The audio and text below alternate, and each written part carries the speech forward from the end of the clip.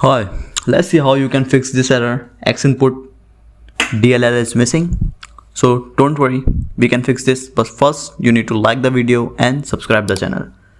The first thing you need to do is to download the DirectX. You can go to this link and then download it. Once this file is downloaded, just open it and click yes, accept the agreement and click next.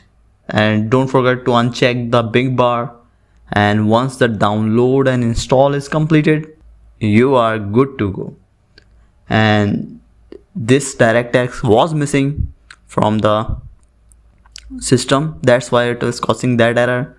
And now you can just restart the system and the error is solved. Thank you so much for watching the video. If this video helped you, don't forget to like the video and subscribe the channel. Bye.